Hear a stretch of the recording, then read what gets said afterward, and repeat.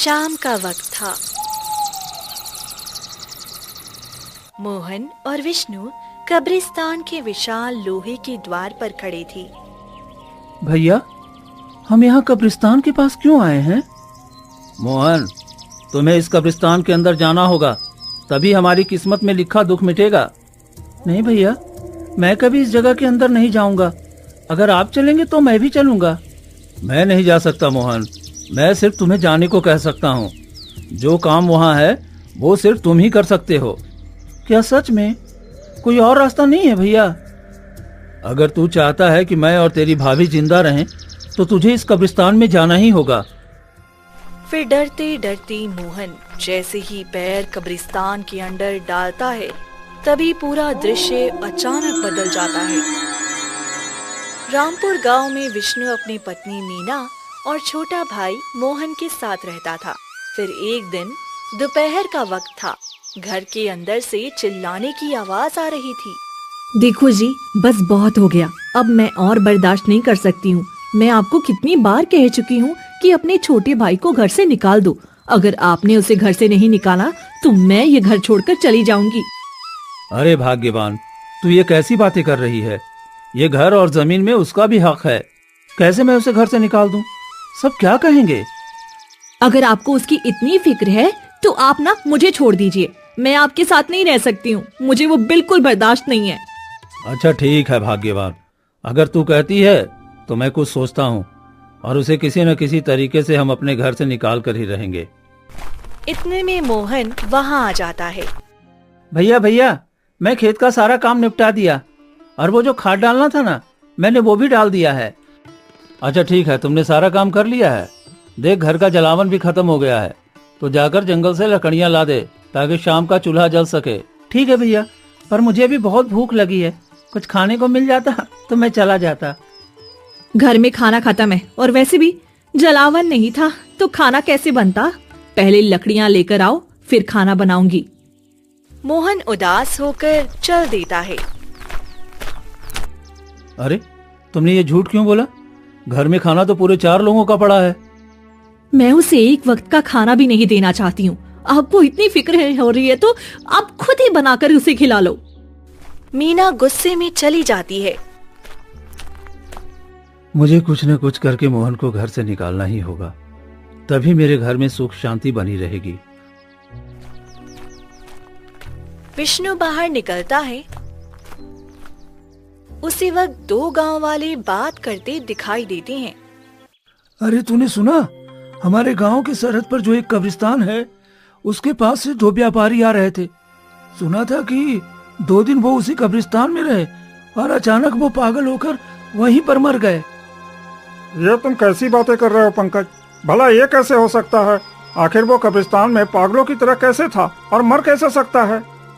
तू नहीं जानता, हमारे दादाओं ने कहा है उस कब्रिस्तान में एक माँ बेटी की आत्मा रहती है और कई वर्षों से वही है। जो भी वहाँ जाता है उसके मन को वश में कर लेती है और उससे अपना मनचाहा काम करवाकर उसे मार देती है। फिर तो वो बहुत खतरनाक आत्मा है। अगर वो हमारे गांव में आ गई तो पता नहीं हमारा क्या हाल करेगी। नहीं, वो हमारे गांव में नहीं आ सकती भाई, उसकी सीमा बंधी है। वो कब्रिस्तान से बाहर नहीं निकलती। जो उसके विस्तार में कदम रखता है ना, उसी के साथ ऐसा होता है। मुझे तो ये सुनकर ही रोंगटे खड़े हो गए। चल भाई, अब ये बात बंद कर। दोनों चले जाते हैं। ये सब विष्णु सुन लेता है। अच्छा, तो कब्रिस्तान का ये राज है। मिल गया रास्ता, मुझे अपने भाई से छुटकारा पाने का रास्ता। वो घर आ जाता है। वहीं दूसरी तरफ मोहन जंगल में लकड़ियाँ काट रहा होता है। तभी एक साधु वहाँ प्रकट हो जाता है। तो लकड़ी काट रहा है? अरे तेरी किस्मत अब बुरी तरह से बर्बाद होने वाली है। चला जा यहाँ से। अब क्या बोल रहे हैं साधु महाराज? मैं ठीक हूँ और मेरे भैया भाभी भी ठीक हैं। आपको क्या हो गया है? जिस भैया भाभी का नाम जप रहा है वही एक दिन तुझे मृत्यु के द्वार पर भेजेंगे। उन्हें त्याग दे और घर वापस कभी मत जा। नहीं, मेरे माता पिता तो बचपन में ही मर गए। भैया भाभी ही मेरे माँ बाप का प्यार दे रहे हैं। मैं उन्हें कभी नहीं छोड़ सकता हूँ। मोहन वहाँ से चला जाता है। इतना प्रेम करता है ये अपने भैया भाभी से, यही प्रेम इसके गले का फंदा बनेगा। मोहन घर लौट आता है।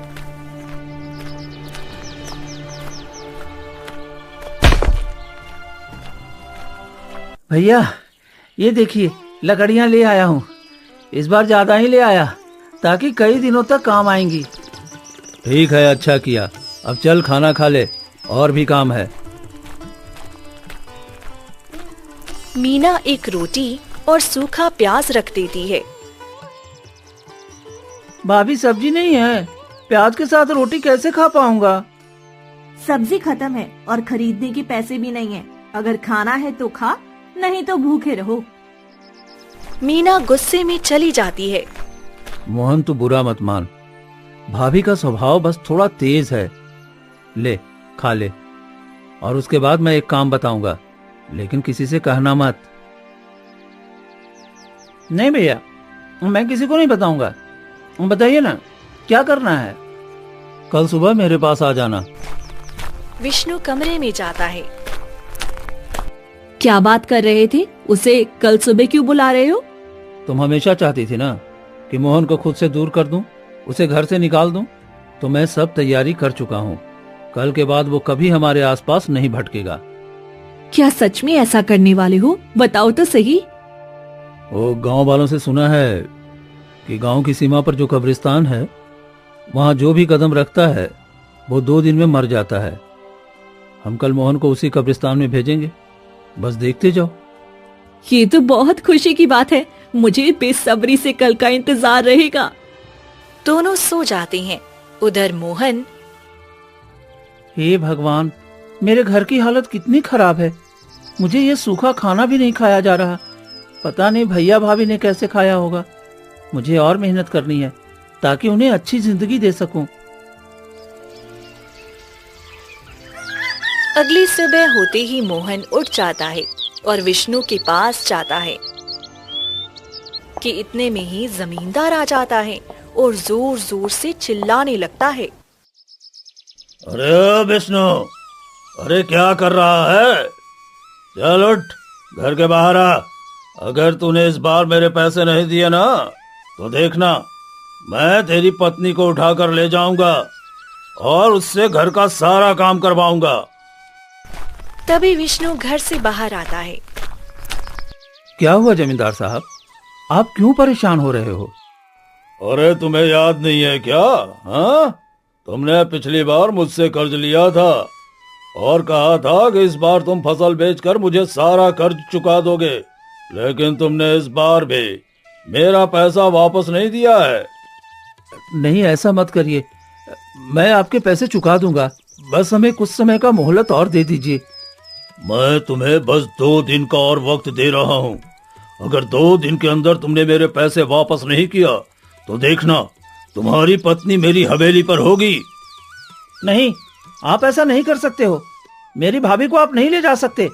मैं आपके सारे कर्ज चुकाऊंगा, चाहे इसके लिए मुझे जो भी करना पड़े। यही सही वक्त है। अब मुझे थोड़ी प्यार से बात करनी चाहिए, तभी ये जाने के लिए उस कब्रिस्तान में तैयार होगा। ठीक है, मैं जाता हूँ, लेकिन 2 दिन के बाद फिर मैं वापस लौटूंगा। इतना कहकर जमींदार वहाँ से चला जाता है और विष्णु वहीं पर जमीन पर बैठकर रोने का नाटक करने लगता है। हे भगवान, मैं कैसा आदमी हूँ। मैं अपने ना भाई का ध्यान रख पा रहा हूँ, ना ही अपनी पत्नी का ध्यान रख पा रहा हूँ। मेरे जैसा नालायक पति होने और न होने से कोई फर्क ही नहीं पड़ता। हे भगवान, मुझे उठा ले भगवान, मुझे उठा ले। नहीं भैया, ये आप कैसी बातें कर रहे हैं? आपको कुछ नहीं होगा, मैं वो सारा पैसा चुका दूंगा। 2 दिन में हम वो पैसे कैसे चुकाएंगे? मुझे बचा लो मोहन, मैं जमींदार के साथ नहीं जाना चाहती हूँ। मुझे नहीं जाना है, मेरी रक्षा करो। मैं क्या करूं भैया? अगर कोई उपाय है तो बताइए, मैं वो करने के लिए तैयार हूँ। भाई, मुझे एक चीज का पता चला है। हमारे गांव के सरहद पर जो कब्रिस्तान है ना, उसी के नीचे एक कब्र होगा। उसी के नीचे ढेर सारा खजाना छुपाया गया है। हमारे राजा ने अपना खजाना सुरक्षित रखने के लिए उस कब्रिस्तान में छुपाया है। मुझे ये पता चला एक गुप्तचर से। अगर तू किसी तरह से उस खजाने को ले आता है तो हमारी ये सारी मुश्किलें दूर हो जाएंगी। हम जमींदार का पैसा भी दे देंगे, हमारी पत्नी भी बच जाएगी और हमारी ये सारी गरीबी भी दूर हो जाएगी। लेकिन मैं क्या करूं? मैं चाह कर भी नहीं जा सकता। अगर मैं गया तो सभी को शक हो जाएगा और मुझे इसकी कड़ी सजा मिल जाएगी। अगर तू गया तो मैं ये बात किसी को नहीं बताऊंगा और फिर हमारी सारी परेशानियां दूर हो जाएंगी। हाँ मोहन, अब हमारी उम्मीद सिर्फ तुमसे ही है। अगर तुम नहीं गए तो पता नहीं हमारे साथ क्या होगा। तुम मेरे बेटे जैसे हो, अपनी माँ की रक्षा के लिए इतना तो कर ही सकते हो। भाभी, मैं आपको और भैया को कुछ नहीं होने दूंगा। मैं जरूर जाऊंगा। इतना कहकर मोहन वहाँ से निकल पड़ता है। तभी विष्णु और मीना जोर जोर से हंसने लगते हैं। देखा मीना मेरी चाल? मैंने ही जमींदार को धमकी देने के लिए कहा था। इसके बदले में जमींदार को पूरे 1000 रुपए दिए हैं। अब देखो मेरा काम कितना आसान हो गया। आपने इतने बड़े जमींदार को यह नाटक करने के लिए मना कैसे लिया? अरे तू नहीं जानती, जमींदार मेरा बहुत अच्छा दोस्त है। अरे हम दोनों बचपन के लंगोटिया यार हैं, तो ये मेरे लिए तो इतना कर ही सकता था। अब देखो ना, न चाहकर भी उस कब्रिस्तान के पास मोहन जरूर जाएगा और फिर हमेशा हमेशा के लिए हमें उससे छुटकारा मिल जाएगा। मान गए जी आपके शैतानी दिमाग को। मैंने तो सोचा था कहीं सच में आपने जमींदार से कर्ज लिया होगा, इस वजह से वो ऐसा कर रहा है। नहीं, मैं कर्ज भला क्यों लूंगा? अरे हमारे पास इतनी जमीन है, घर है, फसल होती है। अब ये सारी जमीन, ये सारा घर और जितना माँ का जेवर है ना, वो सब अब तुम्हारा है। अब तो तुम खुश हो ना? हा? हाँ हाँ जी, क्यों नहीं, खुश रहूंगी। भला इतना खुशी का तोहफा आपने मुझे दिया है, मैं खुश क्यों नहीं रहूंगी। दोनों जोर जोर से हंसने लगती हैं। वही मोहन चलते चलते कब्रिस्तान के द्वार पर पहुंचता है। अच्छा, तो यही कब्रिस्तान है। अब मुझे वो खजाना ढूंढना होगा। लेकिन ये कब्रिस्तान इतना सुनसान कैसे लग रहा है? जैसे कोई यहाँ बैठकर रो रहा हो, पर कोई नजर नहीं पड़ रहा है। अरे उससे मुझे क्या, मुझे तो बस खजाना लेना है। मोहन अपने पाँव कब्रिस्तान में रखता है। तभी तेज आंधी और तूफान चलने लगता है और सामने एक पेड़ के नीचे एक सफेद कपड़ों में बैठी लड़की फूट फूट कर रो रही होती है। अरे ये कब्रिस्तान में एक लड़की क्यों रो रही है? वो भी इतनी शाम को कब्रिस्तान में रो रही है। जरूर कोई बात है, मुझे जाकर पूछना चाहिए। मोहन उसके पास जाता है।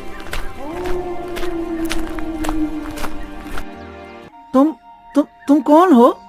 इतनी शाम को यहाँ क्या कर रही हो और रो क्यों रही हो? मेरा नाम माया है और मेरे पिताजी मर गए हैं। इस दुनिया में मेरा कोई नहीं है। इसी वजह से मैं अपने पिताजी की कब्र के पास आकर हर शाम रोती हूँ।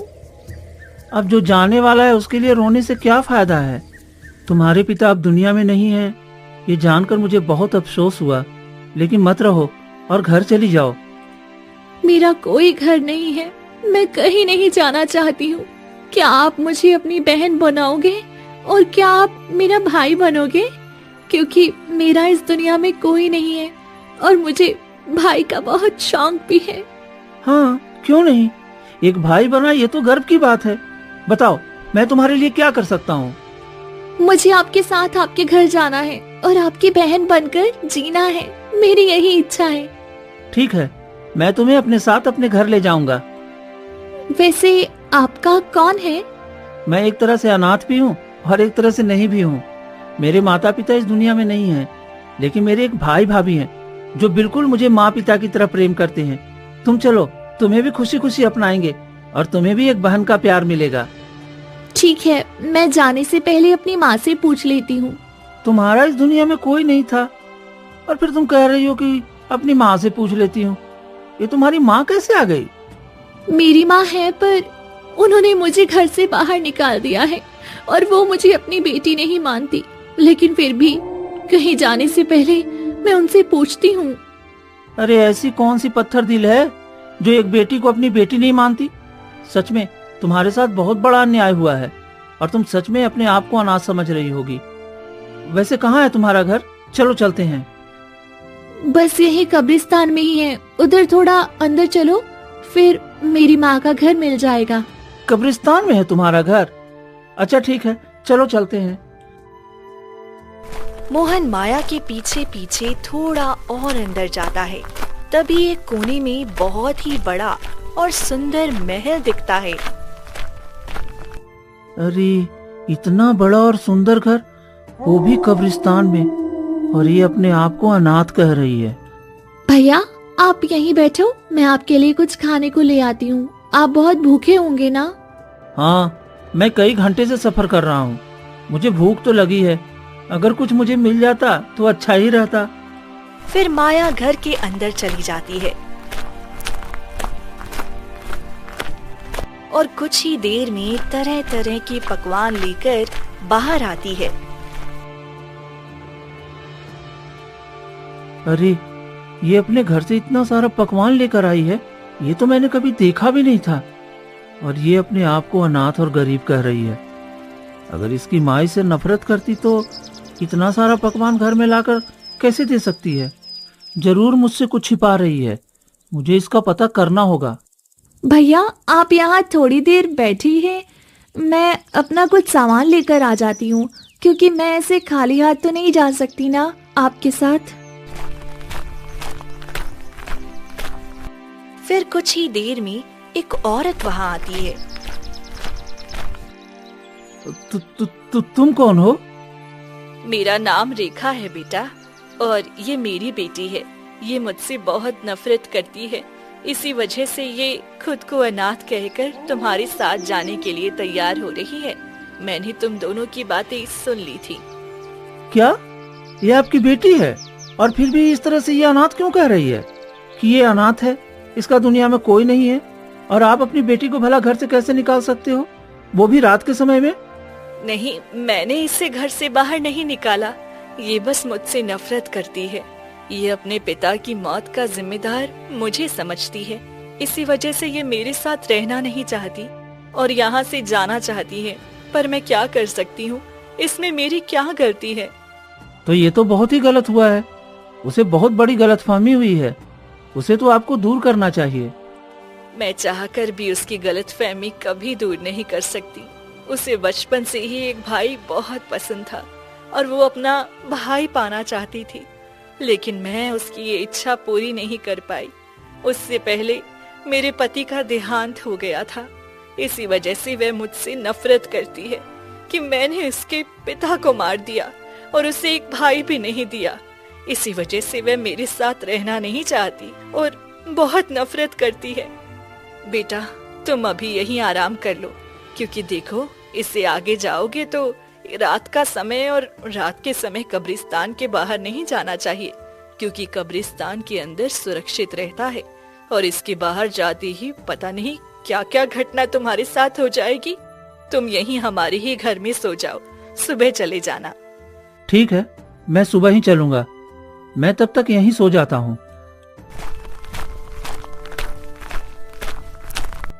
फिर मोहन सो जाता है। तभी आधी रात को जैसे ही 12 बजते हैं,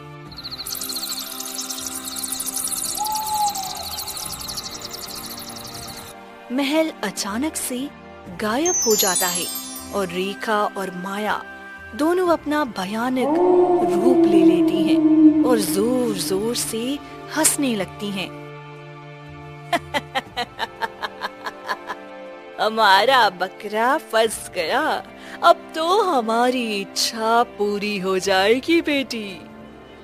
हाँ माँ, हमने जैसा सोचा था बिल्कुल वैसा ही हुआ। अब इससे हम वो काम करवाएंगे जिसके लिए हमने इसे भ्रमित किया है। अब बताओ माँ, हम क्या कर सकते हैं? जिससे कि हम इस कब्रिस्तान में नहीं बल्कि पूरे गांव पर राज कर सकें। गांव में भी हम जाकर अपना खौफ सबके दिलों में जगा सकें। चिंता मत करो बेटी, वो दिन भी अब नजदीक है। मैंने एक अघोरी से कहते सुना था कि गांव के पंडित के पास एक ऐसी काली शक्ति का किताब है, अगर वो किताब हमें मिल जाए तो हम सर्वशक्तिशाली हो जाएंगे और फिर हम जहाँ चाहें वहाँ जा सकते हैं। तब तो ठीक है, फिर सुबह होते ही हम इसे उस पंडित के पास भेजेंगे। चलो अब हम आराम करते हैं, थोड़ी देर बाद सुबह हो जाएगी, फिर हमें इसे अपना नया रूप भी दिखाना है। हाँ बेटी, क्यों नहीं। फिर गहरे अंधेरे के बाद सुबह होती है और सूरज की पहली किरण निकलते ही फिर से वहाँ पर महल बन जाता है और मोहन की नींद खुल जाती है। माया, अब चलो चलते हैं, क्योंकि मैं जो काम करने आया था वो तो हुआ नहीं। पहले मैं तुम्हें अपने घर छोड़ाता हूँ, उसके बाद मैं अपना काम करूँगा। भैया, मैं आपके साथ जाने के लिए तैयार हूँ, लेकिन उसके लिए आपको मेरा एक छोटा सा काम करना होगा। ठीक है, ऐसा क्या काम है बताओ, मैं करने के लिए तैयार हूँ। इस गांव के पंडित के पास एक किताब है जो कि काले रंग की है। आपको वो किताब लाकर मुझे देनी होगी, फिर मैं आपके साथ चलूंगी। भला पंडित के पास ऐसा क्या किताब है, और तुम किस पंडित की बात कर रही हो? देख बेटी, तू इसे अपना भाई मानती है और इसके साथ जाने के लिए तैयार भी है, लेकिन ये तुम्हारे लिए वह किताब भी नहीं ला सकता है जिससे तुम्हारे पिता की आत्मा को शांति मिल सके। इसीलिए कहते हैं कोई अपना नहीं है इस दुनिया में। वो तो मेरे मामा हैं, वो तो पूरे गांव वालों की मदद करते हैं और मैं उनसे वो किताब नहीं ला सकता हूँ। वो भला मुझे किताब क्यों देंगे? भैया, आप मेरे लिए इतना नहीं कर सकते हो तो फिर मेरी भाई शब्द पर से उम्मीद टूट जाएगी।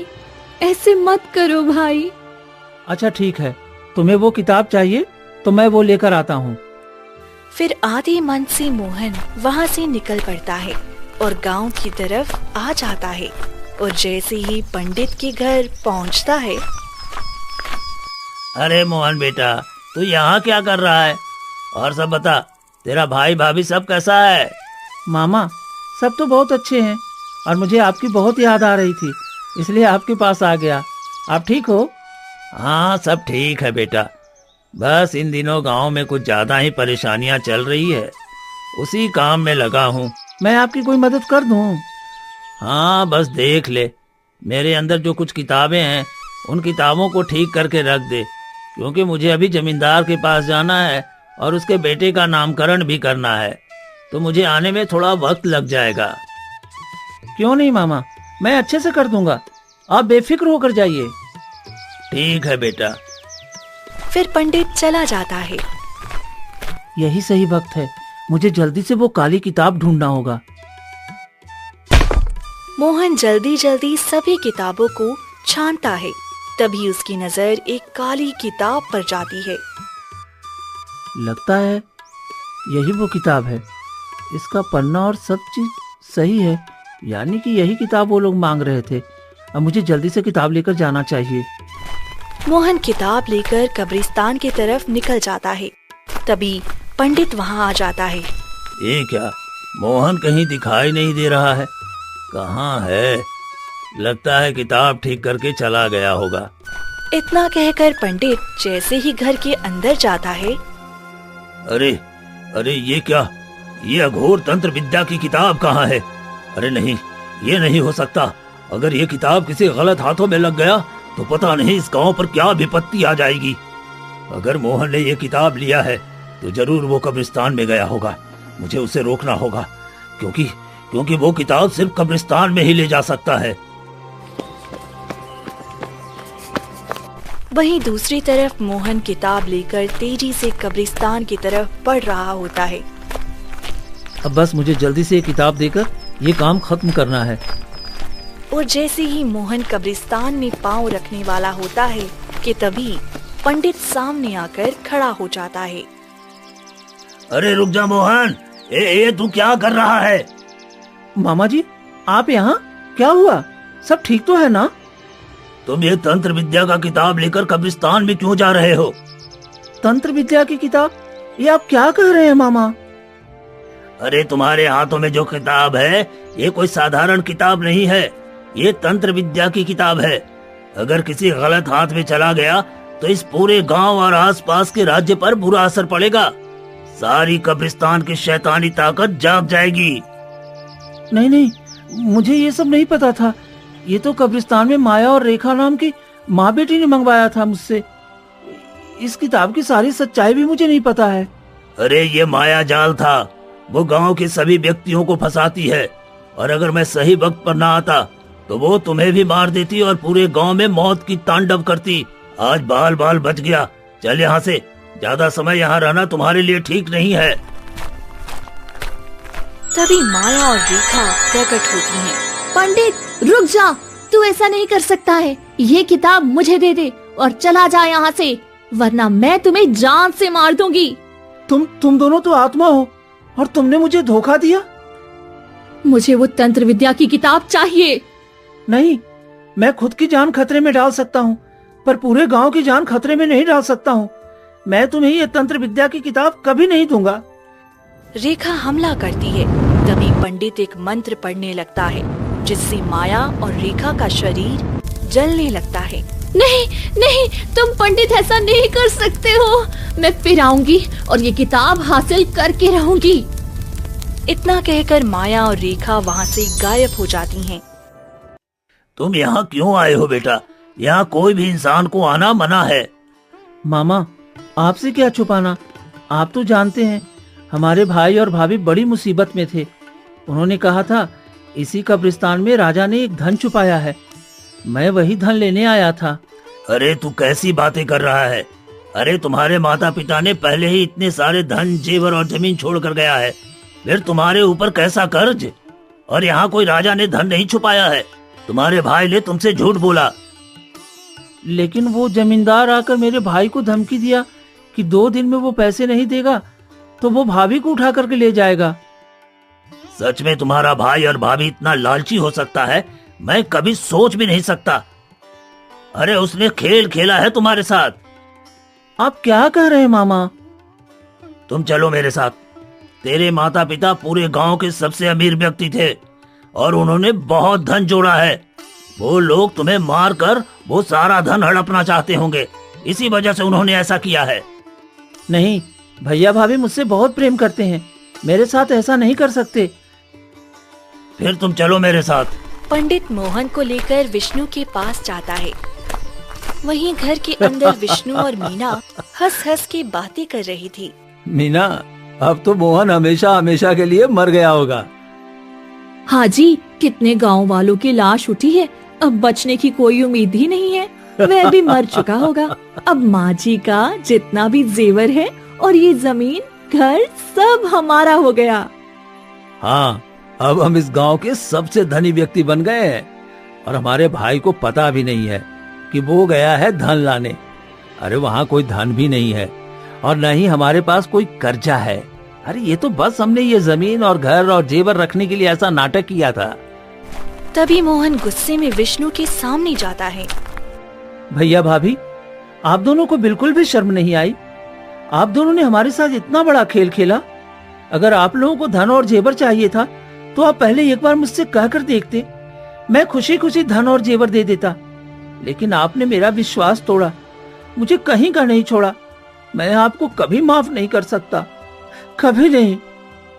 सच में विष्णु, तू एक बड़ा भाई होकर इतना घिनौना काम करेगा, मुझे भी यकीन नहीं था। शुक्र है कि मैं मोहन को सही सलामत बचा लिया। मामा जी, मुझे माफ कर दीजिए, मुझसे गलती हो गई, मैं लालच में आ गया था। माफी क्यों मांग रहे हो जी? हमने मेहनत किया है और हमने ये सारा धन बचा के रखा है, तो ये हमारा ही है। हम इसे पाने के लिए जो भी किए उसमें हमें कोई अफसोस नहीं होना चाहिए। मेरी बहन ने एक वसीयत बनाकर मुझे दिया था कि अगर दोनों भाई में झगड़ा हो तो मैं वो वसीयत मोहन के नाम कर दूंगा। अब कानूनी तौर पर मोहन को वो वसीयत मिलेगी, जिससे कि जितने भी जमीन और जेवर हैं मेरी बहन की, सब पर मोहन का बराबरी का अधिकार होगा। मोहन, चलो, अब तुम्हें इस घर में रहने की जरूरत नहीं है। तुम मेरे साथ मेरे घर में रहोगे जब तक तुम्हारा बंटवारा ना हो जाए। मोहन रोते हुए वहाँ से चला जाता है और पंडित के साथ रहने लगता है। कुछ दिन में बंटवारा होने के बाद दोनों भाई में बराबर बराबर सभी चीजें बांट दी जाती हैं और गांव की एक अच्छी लड़की देखकर शादी करके मोहन खुशी खुशी रहने लगता है।